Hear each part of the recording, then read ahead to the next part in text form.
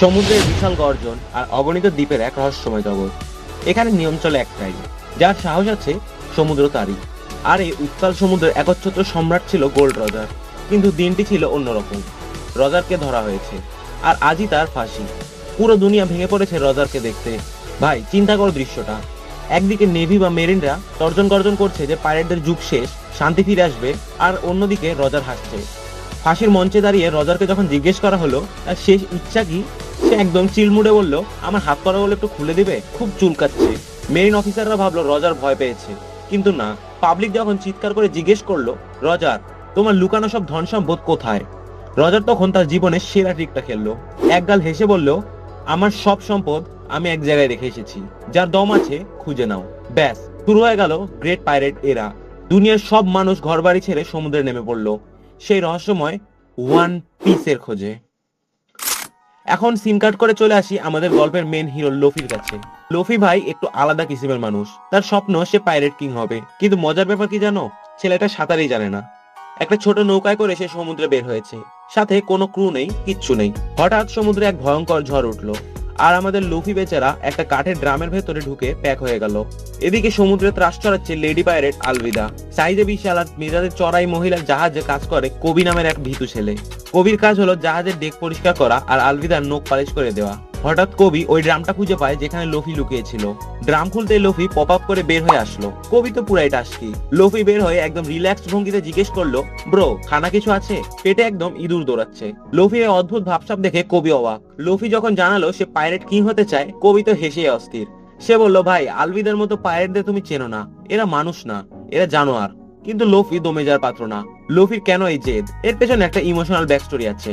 Lo-fi ছোটবেলায় shanks নামের এক পাইরেটের কাছে বড় হয়েছে। শ্যাঙ্কস তাকে শিখিয়েছিল যে পাইরেট মানে শুধু মারামারি না, পাইরেট মানে হলো নিজের শর্তে বাঁচা আর বন্ধুদের প্রোটেক্ট করা। ওই সময় লফি ভুল করে শ্যাঙ্কসের আনা একটা অদ্ভুত ফল খেয়ে ফেলেছিল, যেটাকে সবাই বলে ডেভিল ফ্রুট। আর এই ফল খাওয়ার পর লফির শরীর হয়ে গেছে রাবারের মতো। সে হাত পা যত ইচ্ছা টেনে লম্বা করতে পারে, কিন্তু বদলে সে চিরদিনের জন্য সমুদ্রে সাঁতার কাটার ক্ষমতা হারিয়েছে। তো বর্তমানে ফিরে আসি। আলভিদা যখন দেখলো তার জাহাজে একজন অনাহুত মেহমান ঢুকেছে, সে তার বিশাল গদা নিয়ে তীরে আসলো। কবি ভয়ে কুকড়ে যাচ্ছিল, কিন্তু লফি মাঝখানে দাঁড়িয়ে আলভিদার মুখের ওপর বলে দিল, তুমি দেখতে একদম সমুদ্রের গরুর মতো, আর তোমার বুদ্ধিও তাই। ব্যাস, আলভিদার তো মাথায় রক্ত উঠে গেছে। সে তার গদা দিয়ে লফির মাথায় সজোরে আঘাত করলো। কিন্তু ভাই এখানেই টুইস্ট, লফির শরীর তো রাবারের, গদা লফির মাথায় লাগার সাথে সাথে বাউন্স করে ফিরে আসলো। লফি মুচকি হেসে তার হাতটা টেনে লম্বা করলো, গাম গাম পিস্তল। এক ঘুষিতে আলভিদাকে জাহাজের বাইরে আকাশে পাঠিয়ে দিল। আলভিদার বাকি চামচারা তো ভয়ে কাঁপাকাঁপি শুরু করে দিয়েছে। লফি কবিকে বলল, ব্রো ভয় পেয়ে লাভ নেই, তোমার স্বপ্ন মেরিন হওয়া, তাহলে এখনই এই জাহাজ ছাড়ো। আসলে স্বপ্নের কথা কবি জাহাজে তখন লফিকে জানিয়েছিল। অন্যদিকে সিন শিফট হয় এক নির্জন দ্বীপে। সেখানে আমরা দেখা পাই পাইরেট হান্টার জোরোর। 3 তলোয়ারে এই দুর্ধর্ষ ফাইটারকে ব্যারক ওয়ার্কস নামের এক রহস্যময় অর্গানাইজেশন জয়েন করার অফার দেয়। কিন্তু জোরো তো ভাই পুরাই ব্যাডাস লেভেলের। সে তাদের অফার রিজেক্ট করে রিপ্রেজেন্টেটিভকে একাই সাইজ করে দিল। জোরোর একটাই লক্ষ্য, দুনিয়ার সেরা তলোয়ারবাজ হওয়া। একই সময় আরেকটা সিনে দেখা মেলে, যেখানে নামি নামের এক সুন্দরী কিন্তু চালাক মেয়ে পাইরেটদের জাহাজ থেকে ম্যাপ আর ধন সম্পদ চুরি করছে। তার মোটিভ এখনো ক্লিয়ার না, কিন্তু সে যে প্রো লেভেলের চোর তা বোঝাই যাচ্ছে। লফিরা একটা বারে এসে থামে।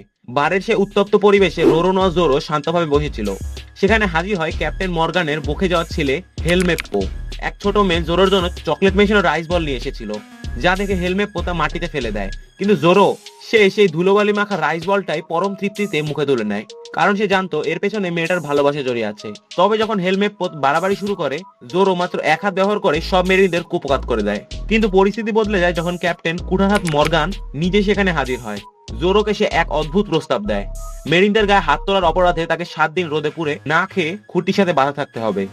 জোরো তার সম্মানের খাতিরে আর বড় কোনো ঝামেলা এড়াতে সে শাস্তি মেনে নেয়। অন্যদিকে লফি আর নামি দুজনে ঢুকে পড়ে মেরিনদের দুর্ভেদ্য ঘাটিতে। নামি এসেছিল মেরিন সেজে চুরি করতে, আর লফি এসেছিল সেই গ্র্যান্ড লাইনের ম্যাপের খোঁজে। ভাগ্যচক্রে তারা এক জায়গায় মিলিত হয়। সেখানে লফির সাথে আবার দেখা হয় জোরোর।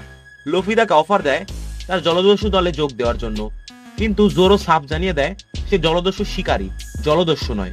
তার স্বপ্ন অনেক বড়, তাকে হতে হবে পৃথিবীর শ্রেষ্ঠ তলোয়ারবাজ। লফি হাসি মুখে তাকে মুক্ত করে দেয় এবং বলে, তোমার স্বপ্নটা দারুণ। গল্পের ক্লাইম্যাক্সের শুরু হয় মর্গানের অফিসের ভেতর। নামি আর লফি যখন ম্যাপ নিয়ে পালানোর চেষ্টা করছিল, তখন স্বয়ং মর্গান তাদের পথ আগলে দাঁড়ায়। ঠিক সেই সময় এন্ট্রি নেয় জোরো। শুরু হয় এক মহাকাব্যিক লড়াই। লুফি তার রাবার বডির বিশেষ ক্ষমতা ব্যবহার করে গাম গাম হুইপ দিয়ে মর্গানকে উড়িয়ে দেয়। জোরো আর লুফির এই অদ্ভুত কম্বিনেশন দেখে নামিও বুঝতে পারে এই ছেলেগুলো সাধারণ কেউ নয়। যদিও জোরো আর নামি বারবার বলছিল তারা কোনো টিম নয়, কিন্তু তাদের কাজের ধরন বলছিল অন্য কথা। মর্গানকে হারানোর পর কবি সিদ্ধান্ত নেয় সে লুফির সাথে যাবে না, সে একজন ভালো মেরিন হতে চায়। লুফি আর কবি একে অপরের বন্ধু হয়েও বিপরীত পথে হাঁটা শুরু করে। লুফি, জোরো আর নামি সে বিশাল সিন্দুক নিয়ে সমুদ্রের পথে রওনা দেয়। কিন্তু গল্পের টুইস্ট এখানেই শেষ নয়। দূর এক জাহাজে বসে ভাইস অ্যাডমিরাল গার্ড খবর পান যে খড়ের টুপি পরা এক জলদস্যু ম্যাপ চুরি করেছে। আর অন্যদিকে অন্ধকারে আড়াল থেকে হাসছে এক ভয়ঙ্কর সং এবং জলদস্যু, বাগি দ্য ক্লাউন।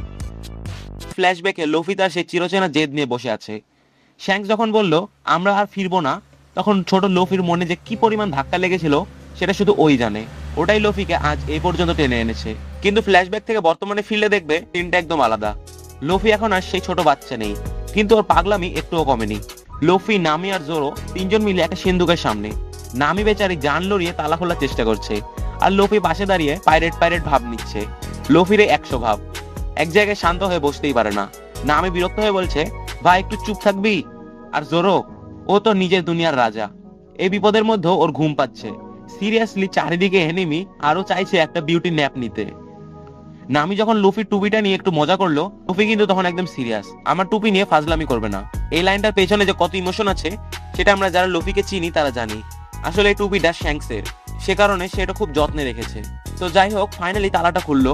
ভেতরে কি সোনা দানা হীরা জহরত? আরে না, ভেতরে একটা ম্যাপ, কিন্তু এটা দেশে ম্যাপ না, এটা হলো গ্র্যান্ড লাইনের ম্যাপ। যে সাগরে গেলে বড় বড় আইল্যান্ড, তার চেয়েও বড় বড় সব দানব পাইরেটদের দেখা মিলে। লুফি তো খুশিতে গদগদ, কারণ স্বপ্নের ঠিকানা তো ওই গ্র্যান্ড লাইনে।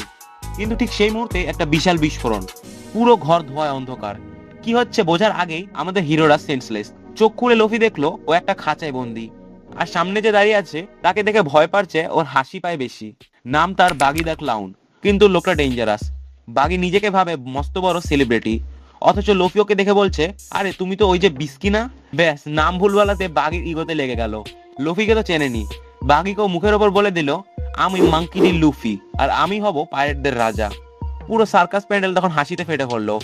বাগি ভাবলো এই পিচ্চিটা বলে কি, কিন্তু বাগি যখন বুঝলো যে লুফির এই খড়ের টুপিটা আসলে শ্যাঙ্কসের, তখন ওর হাসি মুখ একের নিমিষে লাল হয়ে গেল। বাগি আর শ্যাঙ্কস এক সময় একই জাহাজে কাজ করতো, কিন্তু বাগির ধারণা শ্যাঙ্কস ওকে ধোকা দিয়েছে। এই যে হিংসার পুরনো শত্রুতা, এটা এখন লুফির ওপর ঝাড়তে চায় বাগি। বাগি অর্ডার দিল ওকে টেনে লম্বা করো। লুফিকে দুই দিক থেকে টেনে লম্বা করা হচ্ছে। সাধারণ মানুষ হলে তো হাড়গোড় ভেঙে চুরমার হয়ে যেত, কিন্তু লুফি তো রাবার। হাসতে হাসতে বলছে আরো টানো, আমি সারাদিন এটা করতে পারবো। তবে টেনশনটা বাড়লো তখন যখন বাগি গ্রামের সাধারণ মানুষ আর ছোট বাচ্চাদের উপর টর্চার শুরু করলো। লুফি এটা সহ্য করার বান্দা না। ওর হাতটা পেছনের দিকে নিয়ে জোরে এক পাঞ্চ মারলো, গাম গাম পিস্তল। পাঞ্চটা গিয়ে লাগলো ঠিক বাগির মুখে।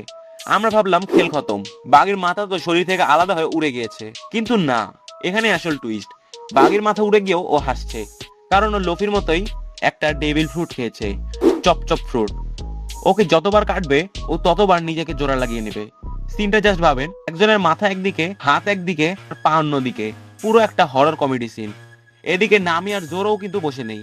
নামি ওর লুকানোর চাবি দিয়ে তালা খোলার চেষ্টা করছে, কিন্তু ঠিক সেই মঞ্চে এন্ট্রি নিল এক অদ্ভুত ক্লাউন। কাবাজি এসে জোরোকে মনে করিয়ে দেয় পুরনো এক প্রতিশোধের কথা। কয়েক বছর আগে জোরো যখন বাউন্টি হান্টার ছিল, তখন সে কাবাজির ভাইকে মেরে ফেলেছিল। কিন্তু জোরো তো জোরোই, সে নির্বিকার ভাবে উত্তর দেয় আমি তো অনেক জলদস্যুকেই মেরেছি, তোমার ভাইকে আলাদা করে মনে রাখার কি আছে। ব্যাস, শুরু হয়ে যায় তলোয়ার আর চাবুকের এক দুর্দান্ত লড়াই। অন্যদিকে মেরিন বেসে আমরা দেখি নতুন ক্যারেট কবিকে। ভাইস অ্যাডমিরাল গার্ড আর বোগার্ড তাকে জেরা করছেন। গার্ড সন্দেহ করছেন কবি হয়তো লুফিদের গুপ্তচর, কিন্তু কবি সাহসের সাথে সত্যটা স্বীকার করে। সে জানায় যে সে জলদস্যু আলবির বন্দী ছিল এবং লুফি তাকে মুক্ত করেছে। কবির স্বপ্ন একজন সৎ মেরিন হওয়া এবং সাধারণ মানুষের রক্ষা করা। কবি সত্যতায় মুগ্ধ হয়ে গার্ড তাকে একটা সুযোগ দেন, লুফিকে ধরার মিশনে কবিকেও সাথে নেওয়া হবে। গল্পের এ পর্যায়ে লুফিকে যখন বাঘে একটা পানি টাঙ্কে ডুবে মারার চেষ্টা করছে, তখন লুফির মনে পড়ে যায় তার ছোটবেলার এক হৃদয় বিদারক স্মৃতি। একদল পাহাড়ি ডাকাত যখন লুফির প্রিয় মেন্টর শ্যাঙ্কসকে অপমান করছিল, লুফি সেটা সহ্য করতে পারেনি। রাগের মাথায় সে ডাকাতদের সাথে লড়তে যায় এবং সমুদ্রে বিপদে পড়ে। ঠিক সেই মুহূর্তেই সমুদ্রে এক বিশাল দানব লুফিকে গিলে ফেলতে আসছিল। শ্যাঙ্কস ঠিক সেই সময় এসে লুফিকে বাঁচায়, কিন্তু তার বিনিময়ে শ্যাঙ্কসকে হারাতে হয় নিজের একটি হাত। লুফি কান্নায় ভেঙে পড়লে শ্যাঙ্কস হাসি মুখে বলে আরে এটা তো সামান্য একটা হাত মাত্র, তুমি যে বেঁচে আছো এটাই বড় কথা। এই ঘটনাটাই লুফির জীবনের মোড় ঘুরিয়ে দিয়েছিল। ফ্ল্যাশব্যাক থেকে বর্তমানে ফিরে এসে লুফি চিৎকার করে বলে, তুমি আমার বন্ধুদের ভয় দেখাতে পারো না। ঠিক তখনই জোরো আর নামি সেখানে পৌঁছে যায়। বাঘের শরীর টুকরো টুকরো হয়ে যাওয়ার ক্ষমতা থাকায় তাকে মারা অসম্ভব ছিল, কিন্তু নামি আর লুফি মিলে এক মাস্টার প্ল্যান করে।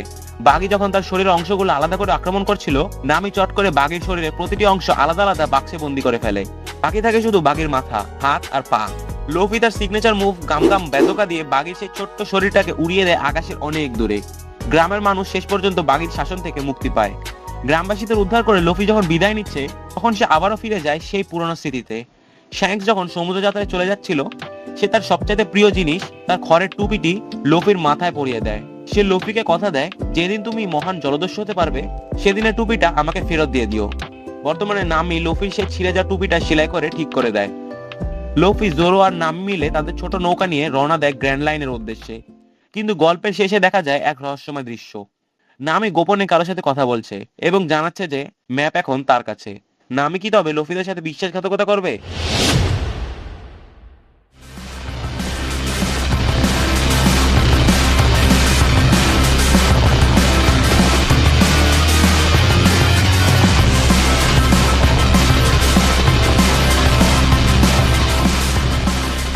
পরের পর্বে আমরা দেখবো লুফিদের নতুন মেম্বার উসোপের সাথে পরিচয় এবং নতুন এক অ্যাডভেঞ্চার।